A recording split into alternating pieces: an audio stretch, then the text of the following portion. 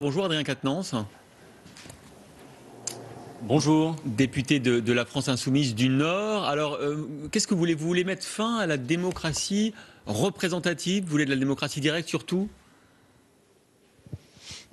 Non, il ne s'agit absolument pas de mettre fin à la démocratie représentative, mais de la réoxygéner, d'avoir un mécanisme qui puisse fonctionner en parallèle, la compléter plus exactement.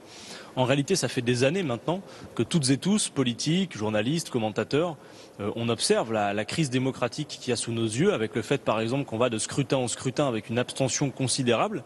Et nous, à la France Insoumise, nous avons une analyse politique de l'abstention. Nous considérons que l'abstention a une signification politique. C'est-à-dire les gens disent quelque chose en s'abstenant. Et en substance, ils disent si les règles sont les suivantes, faites sans nous.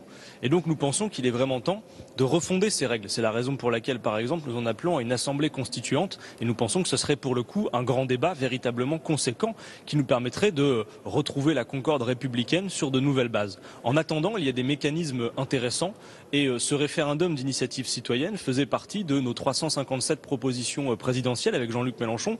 Et dans la mesure où nous avons vu que le mouvement de contestation populaire des Gilets jaunes depuis 3 mois porte cette revendication comme l'une, ce n'est pas la revendication, mais c'est l'une de leurs revendications centrales, et bien au mois de décembre, nous avons ouvert une plateforme en mettant les bases de ce que serait notre proposition de loi de référendum d'initiative citoyenne, et nous avons récolté un peu plus de 800 contributions, et donc la proposition que nous avons déposée et qui a été discutée ce matin en commission à l'Assemblée, balayée d'un revers de la main bien sûr, eh bien faisait l'objet notamment des améliorations et contributions des internautes. Alors, pour résumer les choses et pour vous rassurer aussi, il ne s'agit donc pas, par exemple dans le cas du référendum révocatoire, de dégager les élus tous les 4 matins. L'idée est bien de se dire, si la boussole principale est la souveraineté populaire, il faut pouvoir conjuguer à la fois stabilité des institutions, c'est très clair, et en même temps capacité permanente d'intervention populaire.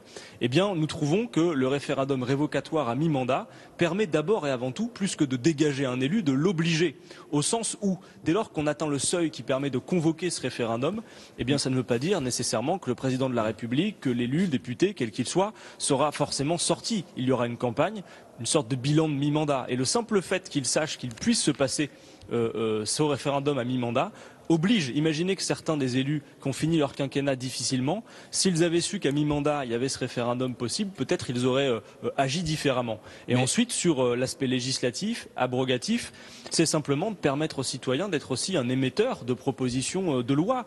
Et j'entends toutes sortes de commentaires sur le fait que les gens voudraient remettre en cause la peine de mort, le mariage pour tous, que sais-je encore. Non, enfin, il faut être un peu sérieux. Les gens qui manifestent depuis 3 mois, qui expriment un ras-le-bol, ne manifestent pas pour qu'on abroge l'abolition de la peine de mort, le mariage pour tous, que sais-je. Non, c'est pas ça qu'ils réclament. C'est des mesures de justice sociale, de justice fiscale, bref.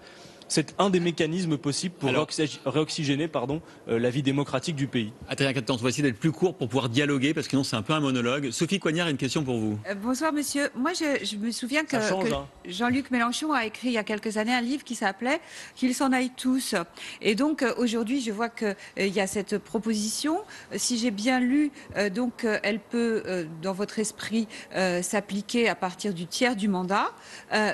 Je parle aux citoyens que vous êtes et pas aux députés que vous êtes. Est-ce qu'aujourd'hui, en tant que citoyen, vous engageriez par exemple, une procédure pour essayer d'obtenir la révocation du président de la République ou de certains députés? Quel est le mode d'emploi pratique? Moi, c'est quand même ça qui m'intrigue beaucoup. Les seuils sont extrêmement faibles et encore une fois, votre leader est quelqu'un qui a écrit un livre qui s'appelle « Qu'ils s'en aillent tous ». Donc, si je mets bout à bout tous ces éléments, je me demande quel serait l'emploi que vous imaginez, même si vous considérez que ça ne doit pas être du dégagisme. J'y vois en tout cas une ambiguïté.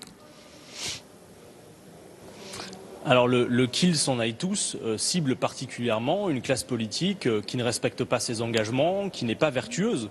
J'ai envie de dire, personne ne doit avoir peur du qu'ils s'en aillent tous dès lors que le mandat politique est respecté, que vous savez par exemple quand un peuple vote un référendum et qu'il dit non par exemple au traité européen, eh bien on n'applique pas le oui, qu'il n'y ait pas des affaires multiples. Bon voilà, le qu'ils s'en aillent tous vise...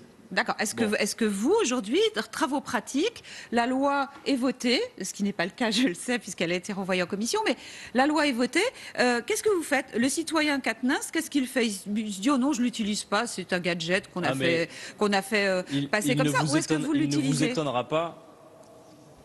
Non, il ne vous étonnera pas que le citoyen Quatennens, s'il n'est pas député, il reste néanmoins engagé et bien évidemment qu'il saisirait l'occasion pour remettre en cause effectivement le mandat du président de la République, plus exactement, puisqu'il est légitime et qu'il a été élu, pour réinterroger sa légitimité au sens où est-ce que oui ou non le peuple français est toujours en accord avec la politique qui est menée, est-ce qu'elle lui semble toujours en bonne corrélation avec ce qui avait été décidé lors de l'élection présidentielle. La question se pose. Vous me posez une question précise sur le seuil. L'explication qui a été faite sur le plateau de notre proposition de loi est assez correcte et je pense qu'elle est assez pédagogique. J'alerte juste sur une chose, il ne faudrait pas qu'on laisse le téléspectateur qui nous écoute penser que 2% du corps électoral suffit à faire une proposition. 2% du corps électoral pour ce qui est du référendum législatif permet de faire en sorte que ce référendum ait lieu. Mais ensuite, ce n'est pas 2% du corps électoral qui décide, oui, on est bien d'accord. 2% du corps électoral permet que le référendum soit appelé. Puis quelques mois plus tard, il y a une campagne électorale entre les deux, le référendum est appelé, et là c'est bien l'ensemble du corps électoral qui est amené à décider, pas 2% seulement.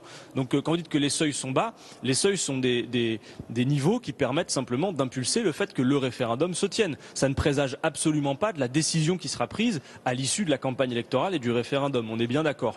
Mais le but, c'est de faire en sorte, oui, que le citoyen puisse avoir l'initiative, puisse formuler des propositions et puisse, pourquoi pas, oui, avoir le droit de révoquer les élus. Mais je pense qu'aucun élu ne devrait craindre ce droit de révoquer dès lors qu'il considère en toute hypothèse, à chaque étape de son action, qu'il est en bonne corrélation avec le mandat qui lui a été confié.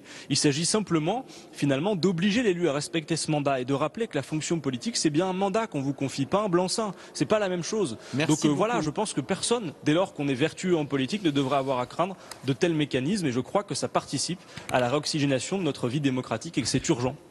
Merci beaucoup, Adrien Quatennens.